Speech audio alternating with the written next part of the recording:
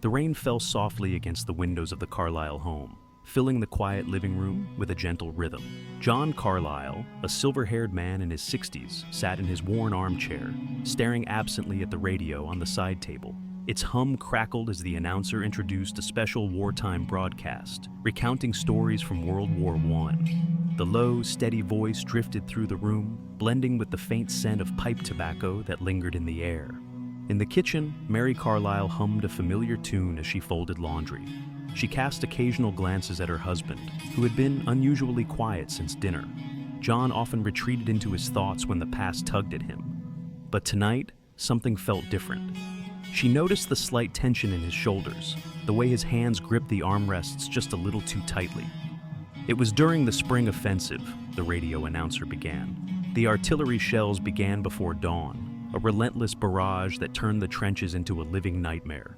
Soldiers described the ground shaking beneath them, the air thick with smoke and chaos. John's fingers twitched, his breathing slowed as the voice on the radio grew more vivid. "They said it was like hell on earth," the announcer continued. Explosions tore through the lines, and the screams of the wounded were swallowed by the deafening roar of artillery fire. Then it came, a sound effect meant to immerse listeners in the scene. A simulated explosion crackled through the speakers, sharp and jarring. It shattered the stillness of the room, echoing off the walls like a memory brought to life. John flinched, his body tensing as his mind was yanked back in time. It was 1917. The mud of the trenches clung to John's boots as he crouched low, gripping his rifle. Around him, the world was chaos. Shells rained down, shaking the earth and sending debris flying into the air. The acrid stench of gunpowder burned his throat as he tried to steady his breath. "Carlisle, move!" shouted Sergeant Hayes, his voice barely audible over the explosions. John scrambled forward, his boots sinking into the muck. The trench was a blur of shouting men and falling debris. The sky above was a swirling canvas of gray and fire, each explosion lighting it like a hellish painting. Another shell hit nearby, and John dropped to the ground, his heart hammering as the blast sent mud and shards of wood raining down. For a moment, the noise stopped. Then it returned, louder and closer. "John!"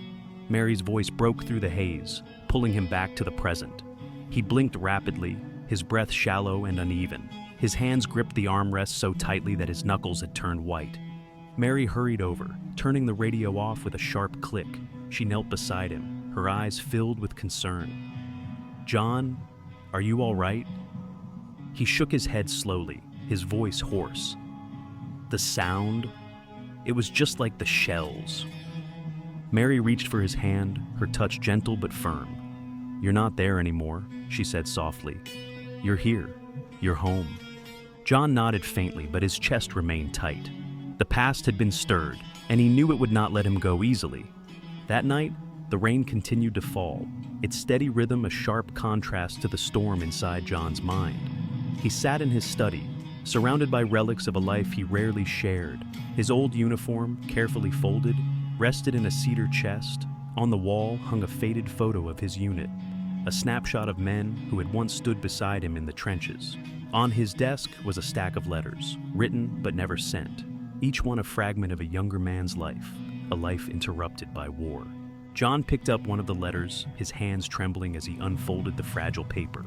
The words, written in shaky handwriting, carried the weight of a young man's longing. "Dear Ma, I hope this letter finds you well. Things here are hard, the trenches are cold, and the shells never stop. But I keep thinking of home, your cooking, Pa's laugh, and the sunlight on the fields. It keeps me going. I don't know when I'll get to write again, but know that I'm thinking of you every day." John's breath hitched as he read the words, the memory of writing them as vivid as if it had happened yesterday. He remembered sitting in the trench, his fingers numb from the cold as he struggled to steady the pencil. The shells had been quiet for once, giving him a rare moment of peace, but the tension in the air had been palpable. He placed the letter back on the desk, his mind drifting to that night. The quiet had been short-lived. Within hours, the sky erupted again, the sound of artillery tearing through the silence. He could still hear it, even now. The deafening explosions, the screams of his comrades, the whistle of incoming shells. The memories came in flashes, unrelenting, each one pulling him deeper into the past. John closed his eyes, gripping the edges of the desk as the images overwhelmed him. He saw the mud-covered faces of his unit, their eyes filled with fear and determination. He heard the barked orders of Sergeant Hayes, the man who had kept them alive through sheer willpower. And then there were the faces of those who hadn't made it, their names etched into his memory like a scar. Mary's voice startled him, pulling him back to the present. "John," she called softly from the doorway. He opened his eyes, his breath shaky as he turned to her. She stepped into the room, her eyes scanning his face with concern. "I thought I'd bring you some tea," she said, placing a steaming cup on the desk. "Thanks," he murmured, though he didn't touch it. Mary hesitated, then sat in the chair across from him. "Do you want to talk about it?" she asked gently. John shook his head at first, but then paused. "It was the sound," he said after a moment, his voice quiet. "On the radio, it brought me back to the trenches. The shells, the chaos, it felt real again." Mary reached out, placing her hand over his. "You're not there anymore," she said firmly. "You're here. You're safe." John nodded, though the tension in his chest didn't ease. "The war doesn't leave you," he said. "It stays with you no matter how far you try to run." Mary's grip on his hand tightened. "You don't have to carry it alone," she said. The words lingered in the air, their meaning slowly settling over John. He had spent decades holding the memories inside, unwilling to share the weight of them with anyone, even Mary. But now, as he looked at her, he realized that maybe he didn't have to. The next morning, John sat at the kitchen table, his hands wrapped around a mug of coffee. The rain had stopped, and sunlight filtered through the curtains, casting a warm glow on the room. Mary sat across from him, her gaze steady and patient. "I think I need to talk about it," John said finally, his voice hesitant but clear. Mary nodded, her eyes soft. "I'm here," she said simply. For the first time in years, John began to speak. The words came slowly at first, halting and uncertain. He spoke of the mud, the cold, the endless nights in the trenches. He described the fear that had gripped them all, the way the sound of incoming shells could make a man's blood run cold. He told her about Sergeant Hayes, the man who had become both a leader and a friend, and about the camaraderie that had kept them going in the face of unimaginable odds. Mary listened without interruption, her hands clasped tightly in her lap. She didn't press him or ask questions, letting him share at his own pace. As the hours passed, the memories spilled out, each one feeling lighter as it was spoken aloud. John spoke of the moments of hope, the rare times when the shelling stopped, and they could hear the birds again. He told her about the letters he had written, the only connection to a world that felt impossibly far away. But he also spoke of the silence that came after the armistice, a silence that had felt more deafening than the noise of war. When he finished, the room was quiet, the weight of his words settling between them. Mary reached across the table, her hand covering his. "You've carried so much," she said softly, "but you don't have to anymore." John nodded, his chest feeling lighter than it had in years. The memories hadn't disappeared, they never would. But for the first time, they felt manageable. He had shared them, and in doing so, he had taken the first step toward healing. That evening, as the sun dipped below the horizon, John sat on the porch with Mary beside him. The neighborhood was quiet, the sounds of children playing and distant conversations filling the air. For once, the noise didn't feel overwhelming. John leaned back in his chair, watching the stars begin to emerge. "Thank you," he said quietly, glancing at Mary. "For what?" she asked, her tone light. "For being here," he said, "for listening." Mary smiled, her hand resting on his arm. "Always," she said. As they sat together, the memories of the past didn't feel so heavy. They were still there, but now they were tempered by the present. The warmth of Mary's presence, the calm of the night, and the knowledge that he wasn't alone. For the first time in years, John felt a sense of peace. The war had shaped him, but it no longer defined him. He was here, in this moment, and that was enough. In the weeks that followed, John found himself returning to the memories he had spent decades suppressing. They didn't come as violently now, no sudden crashes pulling him into a world of chaos, but as quieter reflections, like a long-lost friend cautiously re-entering his life. Each time, the weight of what he remembered was a little easier to bear, a little less suffocating. He had Mary to thank for that. Her steady presence and patient listening had created a space where he could finally confront the past without fear. One afternoon, John sat in his study, his old letters spread out on the desk. Most of them were addressed to his mother, written in the trenches and never sent. Others were to friends back home, their words filled with careful omissions about the horrors he had witnessed. Reading them now, he saw more than just pain. He saw survival. The man who wrote those letters had endured things no one should have to, yet he had held on, even when hope seemed impossible.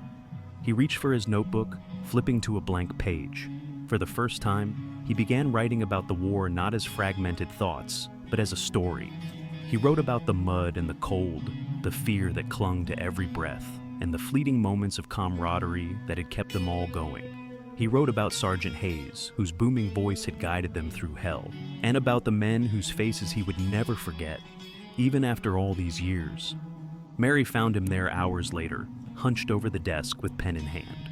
She didn't disturb him, but when he finally looked up, she smiled. "How's it going?" she asked. "Better than I thought," John admitted. "Feels different this time, like I'm finally making sense of it all." She nodded, her eyes warm. "Maybe it's time for others to hear it too." John hesitated at her suggestion. The idea of sharing his story with anyone beyond Mary felt daunting, even impossible. But the seed of the idea took root, and in the days that followed, he found himself considering it more seriously. Perhaps his story wasn't just a burden to bear. Perhaps it could mean something to others too. A month later, John stood in front of a small audience at the local library. The event had been organized to honor veterans, and Mary had gently encouraged him to participate. His hands trembled as he adjusted the microphone, but when he looked out at the faces in the crowd, neighbors, families, and a few fellow veterans, he felt a quiet resolve. "My name is John Carlisle," he began, his voice steady but soft. "I served in the trenches during the Great War. For years I kept those memories to myself, thinking it was the only way to live with them. But I've learned that sharing them is how we honor those who didn't come home." The room was silent as he spoke, the only sound the occasional rustle of clothing or a muffled sniffle. John told them about the mud and the fear, the deafening roar of artillery, and the moments of fleeting hope that had kept them going. He spoke of Sergeant Hayes and the men who had become his brothers. He didn't shy away from the losses or the pain, but he also spoke of the resilience that had carried him through it all. When he finished, the room erupted in applause.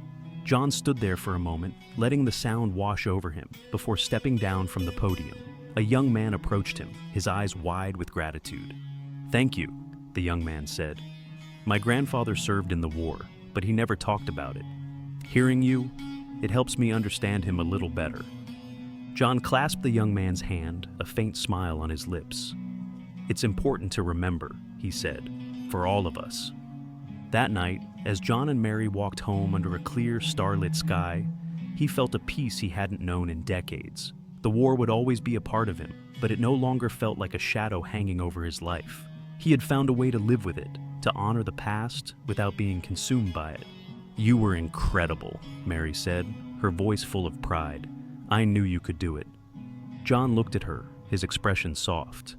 "I couldn't have done it without you," he said. "You've always been my anchor." As they reached their porch, John paused, looking out at the quiet street.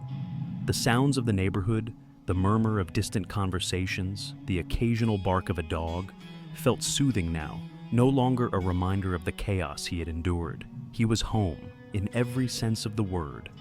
John sat on the porch for a while after Mary went inside, the stars above shining brightly. The memories of the past still lingered, but they felt lighter now. They were no longer chains, but threads, woven into the fabric of his life, shaping him without defining him entirely. For the first time in years, he felt free. The war had taken much from him, but it hadn't taken everything. He still had his life, his love, and now a sense of peace that had eluded him for far too long.